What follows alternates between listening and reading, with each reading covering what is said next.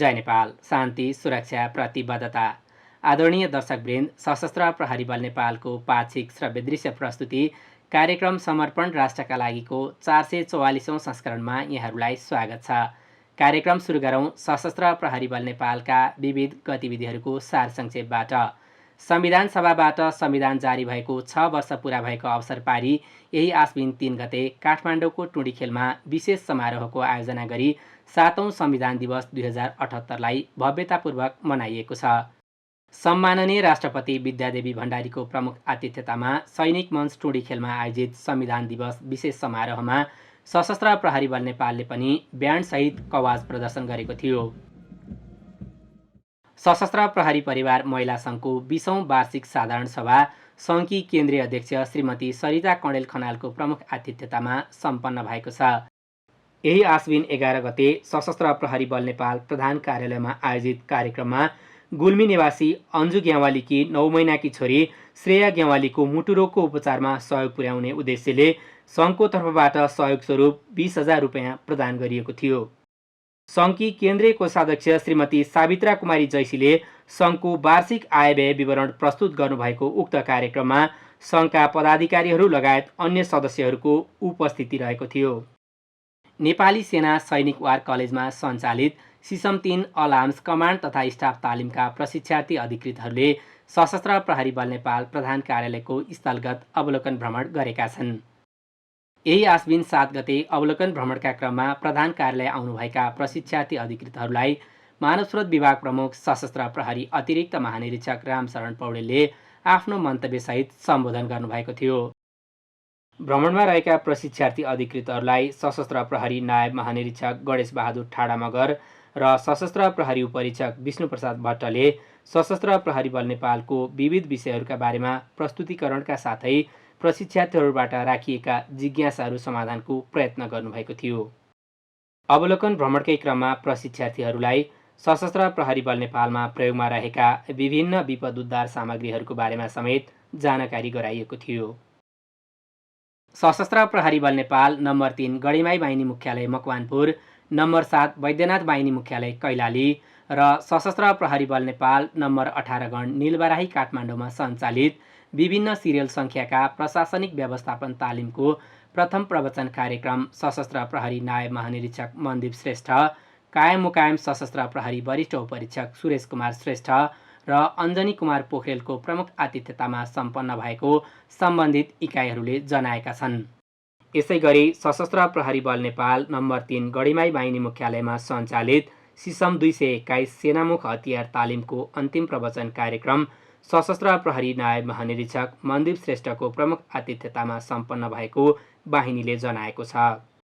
सीमा क्षेत्रमा सशस्त्र प्रहरी बल नेपालको परिचालनलाई प्रभावकारी बनाउनका लागि स्रोत साधन विस्तार गर्ने क्रममा हालै मात्र सिराहा जिल्ला स्थित सशस्त्र प्रहरी बल नेपाल बोर्डर आउटपोस्ट बडहरी र पर्सा जिल्ला स्थित सशस्त्र प्रहरी बल नेपाल बोर्डर आउटपोस्टहरू क्रमशः अमरपट्टी, पकाहा मैनपुर, भिसुवा, सुवर्णपुर, ब्रह्मनगर र ठोरी परिसरमा नवनिर्मित कार्यालय तथा ब्यारेक भवनहरूको सशस्त्र प्रहरी नायब महानिरीक्षक चन्द्रप्रकाश गौतमले उद्घाटन गर्नुभएको सिराहा स्थित सशस्त्र प्रहरी बल नेपाल नम्बर 7 गण र पर्सा स्थित सशस्त्र प्रहरी बल नेपाल नम्बर 13 गणले जनाएको छ। सशस्त्र प्रहरी बल नेपाल विपद व्यवस्थापन तालिम शिक्षालय कुरिन्टार, युएन शान्ति स्थापना तालिम शिक्षालय ककनी, सीमा सुरक्षा तालिम शिक्षालय बर्दघाट, सशस्त्र प्रहरी जवान तालिम शिक्षालय नौबस्ता, दन्तकाली विशेष कार्य तालिम शिक्षालय सप्तरी र प्राविधिक तालिम शिक्षालय पथलया 12मा विभिन्न पेशागत तालिमहरू सञ्चालन तथा समापन भएको सम्बन्धित इकाइहरूले जनाएका छन्। सशस्त्र प्रहरी बल नेपाल नम्बर 12 गण 12बाट परिचालित सशस्त्र प्रहरी राष्ट्रसेवकहरूले महागढीमाई नगरपालिकाको आयोजनामा यही आश्विन 9 गते सञ्चालित गढीमाई मन्दिर सरसफाई कार्यक्रममा अन्य विभिन्न निकाय तथा सङ्घ संस्थाका प्रतिनिधिहरूसँग सहकार्य गर्दै सरसफाई कार्यमा सहभागिता जनाएका छन्। दर्शकवृन्द, कार्यक्रममा अब बरामद सम्बन्धी गतिविधिहरू। नवलपरासी स्थित सशस्त्र प्रहरी बल नेपाल नम्बर 31 गुल्माबाट परिचालित सशस्त्र प्रहरी राष्ट्रसेवकहरूले गैंडाकोट नगरपालिका 10 पितौजी स्थित चेकपोस्टमा भारतबाट भन्सार छली यात्रुवाहक बसमा लुकाई छिपाई ल्याउँदै गरेको अवस्थामा करिब 2,20,000 बराबरको विभिन्न परिमाणका लत्ता कपडाहरू तथा मोटर पार्ट्स एवं औषधिहरू बरामद गरी आवश्यक कारबाहीको लागि भन्सार कार्यालयमा बुझाएको गुल्मले जनाएको छ। रूपन्देही स्थित सशस्त्र प्रहरी बल नेपाल बोर्डर आउटपोस्ट बुचीबाट परिचालित सशस्त्र प्रहरी बल नेपालको गस्तीले रोहिणी गाउँपालिका 5 मजनो चौरा शिव मन्दिर नजिकबाट विभिन्न परिमाणको अवैध लागु औषधसहित मोटरसाइकलमा सवार 2 जनालाई पक्राउ गरी आवश्यक कारबाहीको लागि नेपाल प्रहरीलाई बुझाएको सो इकाइले जनाएको छ। सूचना मिति 2078 साल भाद्र 11 गते प्रकाशित विज्ञापन अनुसार दरखास्त पर्न आएका विभिन्न पदहरूको प्रारम्भिक शारीरिक परीक्षण सम्बन्धी सूचना।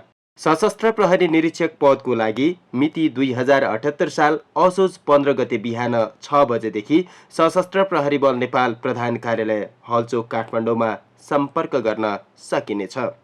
सशस्त्र प्रहरी सहायक निरीक्षक पदको लागि मिति 2078 साल असोज 15 गते बिहान 6 बजेदेखि सशस्त्र प्रहरी बल नेपाल प्रधान कार्यालय हलचोक काठमाडौँ, सशस्त्र प्रहरी बल नेपाल नम्बर 1 बराहा बाहिनी मुख्यालय सुनसरी, नम्बर 2 छिन्नमस्ता बाहिनी मुख्यालय महोत्तरी, नम्बर 4 मुक्तिनाथ बाहिनी मुख्यालय कास्की, नम्बर 5 विन्ध्यवासिनी बाहिनी मुख्यालय रूपन्देही, नम्बर 6 महेश्वरी बाहिनी मुख्यालय सुर्खेत र नम्बर 7 वैद्यनाथ बाहिनी मुख्यालय कैलालीमा सम्पर्क गर्न सकिनेछ। सशस्त्र प्रहरी जवान तथा विभिन्न ट्रेडका सशस्त्र प्रहरी परिचर पदका लागि मिति 2078 साल कार्तिक 23 गते सूचना प्रकाशित गरिनेछ। विस्तृत जानकारीका लागि सशस्त्र प्रहरी बल नेपालको वेबसाइट www.apf.gov.np लगइन गर्न वा भर्ना तथा छनौट शाखाको सम्पर्क नम्बर 01 52 49 024 मा सम्पर्क गर्न सक्नुहुनेछ। मानव स्रोत विभाग, मानव स्रोत निर्देशनालय, भर्ना तथा छनौट शाखा, सशस्त्र प्रहरी बल नेपाल प्रधान कार्यालय हलचोक काठमाडौँ। सावधान! के तपाईले सशस्त्र प्रहरी बल नेपालमा भर्ना हुन आवेदन दिनुभएको छ? ढुक्क हुनुहोस्। सशस्त्र प्रहरी बल नेपालमा भर्ना हुन तपाईको योग्यता र मेहनत चाहिन्छ। एउटा कुरा सदैव ख्याल राख्नुहोस्, सेवा प्रवेश गराइदिने प्रलोभनमा पारी कसैले तपाईलाई ठगी गर्न सक्छ। सशस्त्र प्रहरी बल नेपालमा सेवा प्रवेश गर्न न त कसैको सिफारिस चाहिन्छ, न त तोकिएको राजस्व दस्तुर बाहेक अन्य रकम नै तिर्नुपर्छ। त्यसैले होसियार रहनुहोस्। यदि कसैले यति रकम दिए भर्ना गराइदिन्छु भने गलत आश्वासन दिन्छ र दिएको छ भने तुरुन्त सशस्त्र प्रहरी बल नेपालको टोल फ्री नम्बर 1114 वा सशस्त्र प्रहरी प्रवक्ताको सम्पर्क नम्बर 9851 27 20 07 मा फोन गरी वा नजिकको सशस्त्र प्रहरी बल इकाइमा खबर गर्नुहोस्। तपाईलाई ठग्न खोज्ने व्यक्ति कानुनी कारबाहीको भागीदार बन्नेछ। ढुक्क हुनुहोस्। सुरक्षाका कारण तपाईको नाम गोप्य राखिनेछ। सर्वसाधारणका हितमा सशस्त्र प्रहरी बल नेपालद्वारा जारी। दर्शकवृन्द, गतिविधिको क्रम आजलाई यति नै। अब प्रस्तुत गर्दैछौँ सशस्त्र प्रहरी बल नेपालद्वारा तयार पारिएको चेतनामूलक टेलिचलचित्र हामी छौनीको अन्तिम भाग स्वीकार गर्नुहोस्।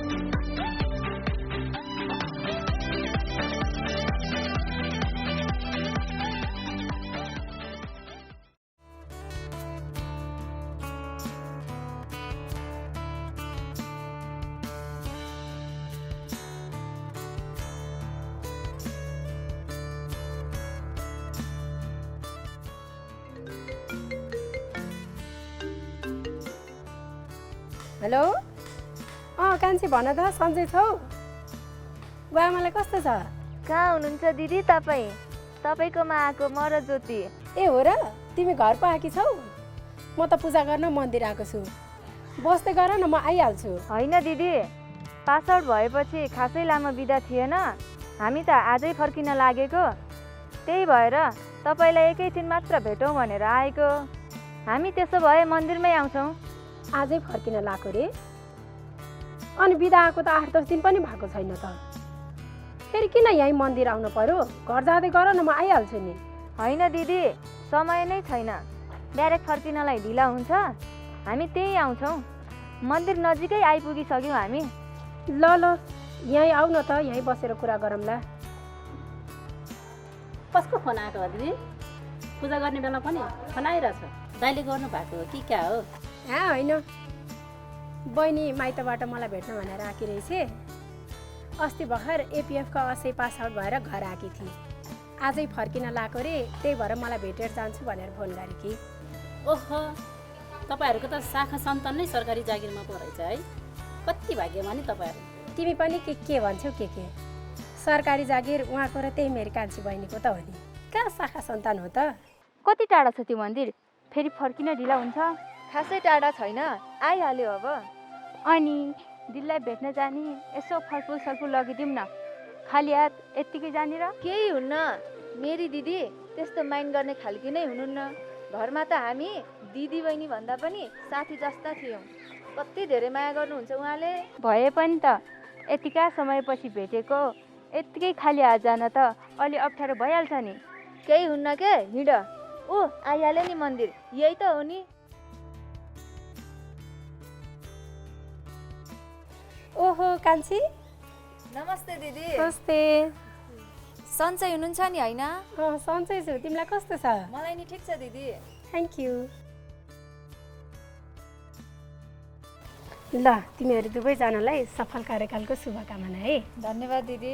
तपाईँहरूको यस्तै यस्तै शुभकामनाहरूले गर्दा त हामीमा एक किसिमको सकारात्मक ऊर्जा थपिन्छ नि। मेरो तर्फबाट पनि तपाईँहरूलाई शुभकामना छ है। हस्, धन्यवाद हजुरलाई पनि। अनि कान्छी, तिमीहरू त फर्किहाल्न लागेछौ त। फोन गर्दा त अझै 2-4 दिन बस्छु भनेको होइन र? आमाले पनि फोन गरेर बोलाउनु भएको थियो। झन् म चाहिँ भोलि मिलाएर आउँला भन्ने सोचिरहेको थिएँ। यस्तै हो दिदी, अब यहाँबाट गएर दरबन्दीमा हाजिर हुनु छ, त्यही भएर आजै जान लागेको। ज्योति र तिमी एकै ठाउँमा हो र? हो नि दिदी, हामी दुवैजनाको दरबन्दी एकै ठाउँमा हो नि, ताप्लेजुङ। यहाँबाट निकै टाढा छ, त्यही भएर हामी त आजै जान लागेको। आम्मामा, ताप्लेजुङ भन्ने ठाउँमा पो? त्यो त धेरै टाढा छ है। बाआमालाई कहिले नछोड्ने मान्छेहरू देशको सेवा गर्न पश्चिममा जन्मेर पूर्व जानुपर्ने। जहाँ गए पनि के भएर, आफ्नै देश त हो। झन् नयाँ नयाँ ठाउँमा गएर देशको सेवा गर्न पाइन्छ, नयाँ नयाँ ठाउँ घुम्न पाइन्छ। यो अवसरलाई त अहोभाग्य मान्नुपर्छ। यो त अहोभाग्य नै हो नि, तर के गर्नु, अब हामीले यस्तो अवसर कहिले पाउँछ र? बाआमाले एउटाको जिम्मा लगाएर पठाइदिइहाले, सधैँ यही पारिवारिक चक्रमा जगडिएर बस्नु परेछ। त्यसरी सोच्नु त हुँदैन नि दिदी। बुबा आमाले आफ्नो सन्तानको लागि जहिले पनि सकारात्मक सोच राख्नु भएको हुन्छ। परिवार भनेको त भविष्य निर्माण गर्ने थलो हो नि। यिनी यस्तै हुन् कान्छी, छोडौँ यो कुरा। जाउँ हिँड, अब घर जाउँ, खाजा खाऊ अनि तिमीहरू जाउला नि। होइन दिदी, हामीलाई ढिला हुन्छ, यतैबाट जान्छौँ, पछि आउँला। अनि घरका सबैलाई भेटौँला। भिनाजुलाई पनि नमस्कार भनेको छ भनिदिनु। सानीलाई धेरै हेर्न मन लागेको थियो। अब पछि आउँदा बस्ने गरी आउँछु नि है। के रे, यहाँसम्म आएर पनि घर नजाने? सानीले पनि तिमीलाई कति धेरै मिस गर्छ। कोही आउनु हुँदैन, तोते बोलीमा मेलो मामु पुलिस हो, मेलो मामु पुलिस हो भनिरहन्छ। भनेको घरमा गएर यसो भेटघाट गरेर गएको भए पनि भइहाल्थ्यो नि। दसैँमा आउनु भनेर निम्त गर्नलाई पनि नमिल्ने छोरीचेली पर्यो, बरु हामीलाई नै बोलाउनु पर्ने हो तपाईँहरूले। यसो गएर चिया मात्रै खाएर गएको भए पनि भइहाल्थ्यो नि। तिमीहरूलाई त दसैँमा घर आउन देला नि होइन? खै थाहै छैन। अब भर्खर त दरबन्दी जान लागेका छौँ। फौजी घरमा चाडबाडको समयमा सबैलाई बिदा मिलाउन सकिँदैन।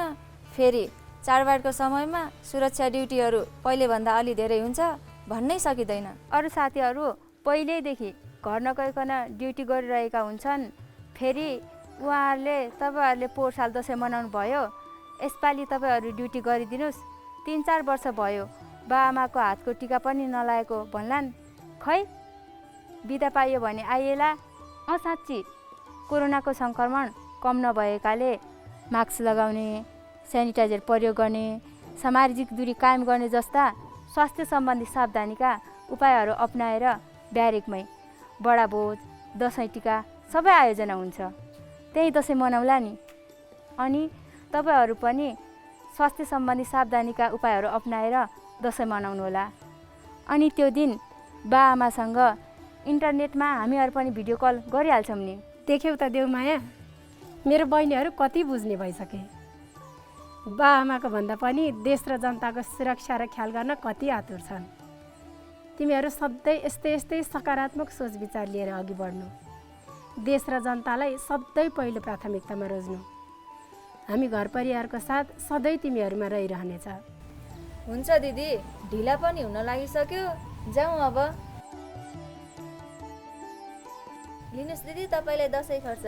पर्दैन, लिनुहोस् न लिनुहोस्। भइगयो, मैले पो तिमीलाई दिनुपर्ने। लिनुहोस् न। सधैँ तपाईँले त दिइराख्नु भएको छ नि अहिलेसम्म। अब त म नेपाल सरकारको जागिर खाने भइसकेँ। लिनु न दिदी, सानीलाई राम्रो नाना किनेर दसैँमा दिनु, अनि तपाईँलाई जे मन लाग्छ त्यही गर्नु। होस्, सानीलाई तिमी नै किनेर ल्याइदेऊ बरु, मलाई त चाहिँदैन। प्लिज दिदी लिनु न।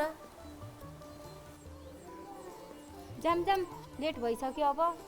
हुन्छ ल जाम, परसम्म हामी पनि छोडिदिन्छौँ।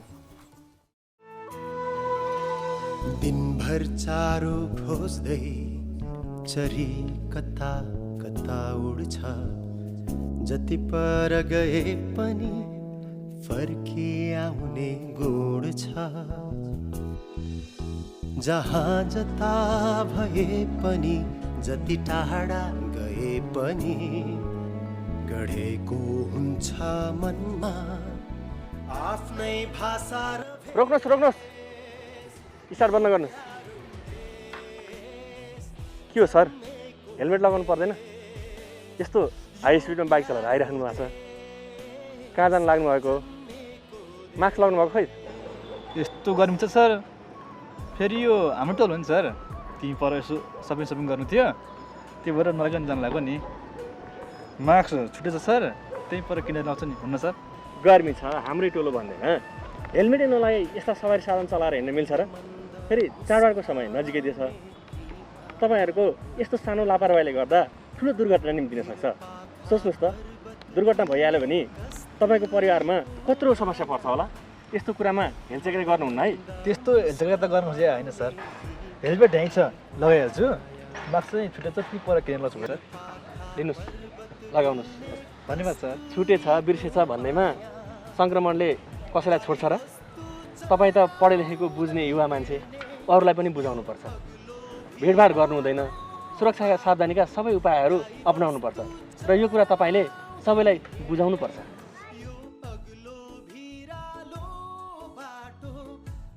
हुन्छ, तपाईँ जान सक्नुहुन्छ। ल टोली गो।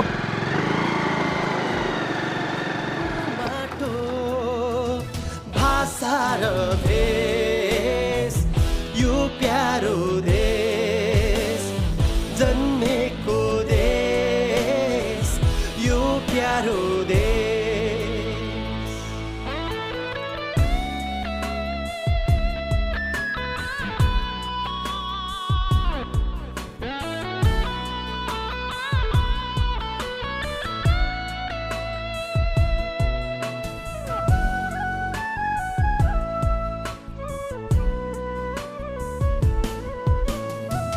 छरेर पसिना आफ्नै माटोमा बढ्नु छ एक भई कर्तव्य बाटोमा।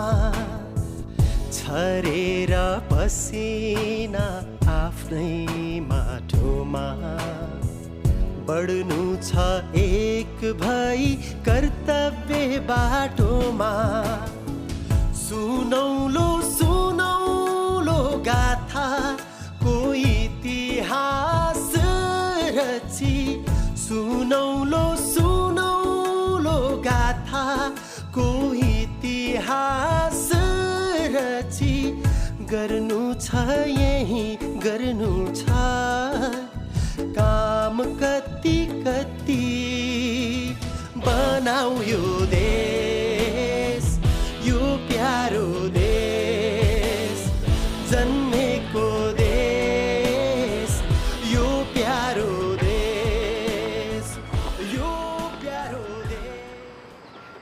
के भयो हाम्रो खेलाडीलाई आज? सधैँ ऊर्जावान मान्छे आज त ओइलाएर बसेको देख्छु। के सन्चो भएन है के हजुर? होइन केही भएको छैन, म ठिक छु। गफ नदेऊ न जोडी यार, तिमी यसरी बस्ने मान्छे नै होइनौ। भन त तिमीलाई आज के भएको छ? अरे यार मलाई केही भएको छैन क्या, मलाई के भएको छ र? हुन चाहिँ तिमीलाई पक्कै केही भएकै हो, तिमीले भन्न मात्रै नचाहेको हो। भन न, गाह्रो अप्ठ्यारो पऱ्यो भने मिलेर समाधान गरौँला नि। कि दसैँ आयो पैसा छैन भनेर टेन्सनमा छौ कि के हो? त्यस्तो हो भने पनि भन है, म यसपालि दसैँमा घर जाँदिनँ, अनि मेरो पैसा पनि तिमीले चलाउन सक्छौ नि। पैसाको कुरा होइन यार, तलब र पेस्कीले मजाले पुग्छ। परार साल हजुरबा बित्नुभयो, चाडबाड भएन। पोहोर साल कोरोना महामारी र हाम्रो आधारभूत तालिमले गर्दा घर जान पाइएन। परिवारसँगै बसेर सँगसँगै दसैँ नमनाएको पनि 2 वर्ष भएछ। यसपालि पनि जान पाइएला भन्ने कुनै ठेगानै रहेन। समय र परिस्थिति सहज भयो भने ड्युटी गर्ने टोलीले आलो पालो मिलाएर सम्भव भएसम्म केही सङ्ख्यामा छोड्न सक्छ है भनेर अस्ति हल्दामा साहबले हामी खाना खाने बेलामा भन्दै हुन्थ्यो। त्यही पनि तिमी चिन्ता नगर के जोडी, तिम्रो ड्युटी पऱ्यो भने म गरिदिइहाल्छु नि। हल्दामा साहबलाई भनेर मिलाउँला नि, हुन्न? के हो भाइहरूको? सर लामै कुराकानी भयो जस्तो लाग्यो। कुनै गम्भीर विषयमा छलफल हुँदैछ कि क्या हो? त्यस्तो गम्भीर विषय केही पनि होइन सर। अब दसैँ आउन लाग्यो, धेरै वर्ष भयो बाआमाको हातको टिका नलागो भन्छ जोडीले, त्यही भएर मिलेसम्म जाउला नि भनेर सल्लाह गरेको हो सर। म त अन्य कुनै कुरा पो होला भन्ने सोचिरहेको थिएँ। मिलेसम्म सङ्गठनले चाडपर्वहरूमा छोडेकै छ नि। फेरि अहिले यस्तो कोरोनाको बेला छ, चाडपर्वहरूमा सुरक्षा ड्युटी लगायत भिडभाड हुने स्थानहरूमा ठुलो सङ्ख्यामा सुरक्षाकर्मीहरू खटाउनु पर्ने हुन्छ। नागरिकहरूलाई हामी सुरक्षाकर्मीहरूले सुरक्षाको दृष्टिकोणबाट विश्वस्त पार्नुपर्ने हुन्छ। फेरि अहिलेको जस्तो महामारीको समयमा भिडभाड हुने स्थानहरूको पहिचान गरी सुरक्षा योजना बनाउनुपर्छ र एक व्यक्तिबाट अर्को व्यक्ति बिचको दूरी कायम गर्न बारम्बार सम्झाउनुपर्छ। त्यसैले गर्दा पहिलेभन्दा हामी सुरक्षाकर्मीहरू बढी खटिनुपर्ने हुन्छ। त्यसो भए त यसपालि पनि छुट्ला जस्तो छ बाबुआमाको आशीर्वाद, होइन त सर? बाआमाको आशीर्वाद छोराछोरीको लागि कहिले छुट्छ होला र सर? चिन्ता लिनु पर्दैन। मिलेसम्म सङ्गठनले परिवारसँग बसेर चाडबाड मनाउने वातावरण बनाउला नि। अहिले यति आशा गरौँ न।